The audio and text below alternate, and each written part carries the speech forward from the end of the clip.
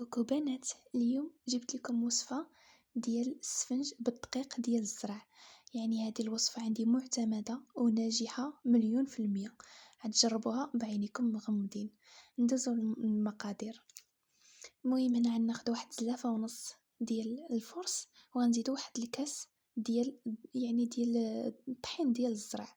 غنديرو معلقة صغيرة ديال الملح، معلقة صغيرة ديال السكر سنيدة، وغنديرو 2 معالق صغار ديال الخميرة ديال الخبز. يعني ما يعادل معلقة كبيرة ديال الخميرة ديال الخبز. وكما كتشوفوا غادي نعجن الخليط ديالي، تقريبا داليا زلافه ديال الماء. المهم كما كتشوفوا العجينه ما كتكونش قاصحه وما كتكونش جاريه. هانتوما راه كتبقى كتلصق في اليدين. كندلكوها مزيان بيدينا وكنجمعوها هكا بالزويته ونغطيوها ونخليوها تخمر. من بعد ما كتضاعف الحجم ديالها كما كتشوفوا معايا، غادي نحيدو من هذاك الهواء اللي كيكون يعني ديال الخميره. غنجمعها هكا غير بشويه، كنفزق يدي غير بشويه د الماء باش ما يلصقليش العجين. وغادي ندير المقالي ديالي ديال الزيت. كما غتشوفوا غندير 2 مقالي، يعني غندير واحد الكاسرونه اللي غتكون غريقه وغندير فيها زيت كثيره، وواحده المقله اللي غندير فيها غير شويه ديال الزيت ماشي بزاف. وهنا غنرجع للعجينه ديالي اللي غادي نكورها هكا، نديرها على شكل كريات صغيره كامله باش من حتى كنسالي العجينه ديالي هكا.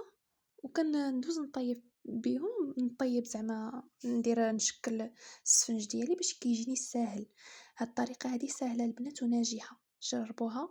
هانتوما راني خليت لكم الطريقه كيفاش تحلوا العجينه بالتفصيل يعني وما تعذبكمش. كنشدوا الكره ديالنا كما كتشوفوا كنهزوها وبحال اللي كنبركو، كنحلوها من الوسط، غير حلوها مزيان ما تخليوش داك الجناب يكونوا غلاظ حيت من بعد كيتنفخوا. هانتوما ومن بعد كنحطها واخا كتكون داك الدائره اللي في الوسط كبيره، راها يعني مع الطياب ويعني مع الزيت وداكشي راه كتولي كتصغر ما كتبقاش هكاك كبيره.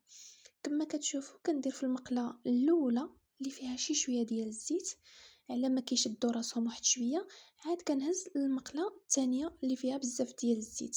انا ما بغيتش نسرع معكم الفيديو باش نخليكم تشوفوا زعما تشوفوا الطريقه ديال التحضير. هانتوما شوفوا تبارك الله كيفاش كيجي حمر. وخليت معكم الفيديو، راني شاركت معكم الطريقه بالنسبه للناس اللي ما كيعرفوش المبتدئات وهذه اللي ما كيعرفوش يصيبوا هكا عند اللعيبه ديال السفنج. هانتوما كيفاش كديروا، ما تخافوش من العجينه مع كتكون يعني داك المقله عفوا داك الصينيه اللي قرص فيها الاخر اللي قرص فيها العجين، كتكون عندي فازقه بالماء مزيان ودايره سطيله ديال الماء حدايا. كنفزق يدي بالماء مزيان بجوجهم وكنهز العجين ديالي ونحلو بديك الطريقه كما وريتكم في الفيديو. راني خليت معكم الفيديو يعني لقطه مور لقطه باش تشوفوا داكشي مزيان. المهم كنديرو في المقله الاولى كما كتشوفوا كنحلوه، يعني كنحلو العجينه ما تخافوش منها، من غير فزق يدك مزيان بالماء ما يتلصقلكش العجينه في يديك. المهم هذه هي الطريقه ديالي في السفنج. هانتوما بشويه غادي تحليها ما تخافيش منها كاع وما تخليوش الجناب غلاظ. المهم بحالي عتبركوا عليهم شويه بالصبيعات ديالكم باش ما يجيش غليظ. وكنديروه في المقله الاولى اللي فيها شويه ديال الزيت، يعني يومي كتهز كتنفخ واحد شويه كنهزوها وكنديروها في المقله اللي فيها بزاف ديال الزيت. يعني انا درت كسرونه غريقه باش ما ياخدش معايا الزيت بزاف. كما كتشوفوا كيجي عرفتي احمر مذهب، اللون ديالو بعدا كيجي غزال كيشهي وكيجي مقرمش. انا كاين اللي كيديرو غير بالفورس بوحدو، انا فضلت نزيد معاه شويه ديال الطحين ديال الزرع ولا دقيق القمح، يعني اللي كل واحد كيفاش كيقول له. وكما كتشوفوا كيجي حمر كيجي مقرمش ماشي معجن، ملي كتاكليه ما كتحسيش بهكا معجن ولا شي حاجه، كيجي مقرمش ورائع صراحه. طريقه ناجحه. شوفوا البنات كيفاش كيجي وكيفاش كيتنفخ وكيجي من الداخل مفشوش وماشي معجن. المهم الاهم مكايناش داك كتحسيش بالسفنجه معجنه، تبارك الله كيجي مبوق مع الزيت سخونه يعني كنخليو الزيت يسخن مزيان عاد كنحطو فيها العجينه ديالنا. هانتوما راه ما كتكونش منفوخه بزاف، ولكن غير كنحطوها في الزيت اللي كثيره مع ما كتغطناش بالزيت، ولكن الزيت كتكون كثيرة. هانتوما غتشوفوا كتبدا تبوق ودير داك الفقاعات ديال العجينة.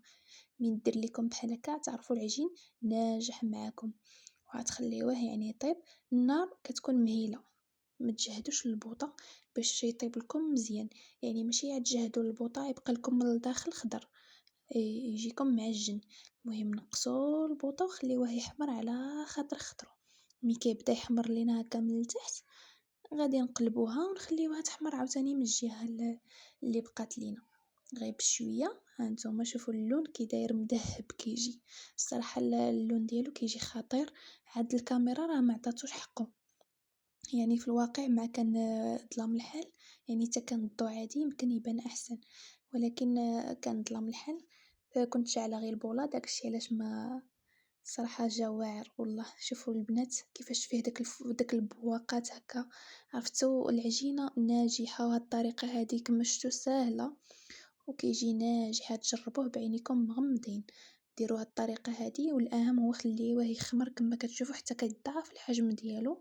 وغتقليوه بهاد الطريقة، ديروا مقلة فيها شي شوية ديال الزيت ومقلة فيها بزاف ديال الزيت كما كتشوف. كملت العجينة ديالي كاملة بنفس الطريقة حتى ساليت يعني داك الكويرات اللي كانوا عندي. هانتوما تبارك الله نجحوا معايا كاملين، مع كتكرسيهم في داك الصينيه بحال كيزيدوا يخمروا شي شويه، يعني كتزيد ينجح معاك. هانتوما البنات المهم حتى ساليت العجينه ديالي كامله. شوفوا النتيجه ما شاء الله كيجي واعر، يعني حتى لا درتيه للضيوف ديالك ما يحشمكش. وهذه هي النتيجة. المهم راه أنا درت غير قياس قليل، إلا كان بغيتو يعني الكمية أضعف ديروا يعني المقادير بالزايد.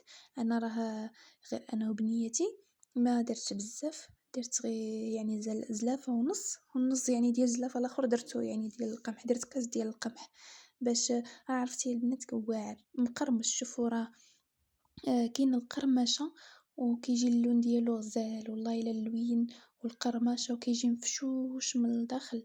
انا غادي نحل معكم وحده وغادي تشوفوا تبارك الله كيفاش كيجي مفشوش، يعني ما كيجيش معجن ولا.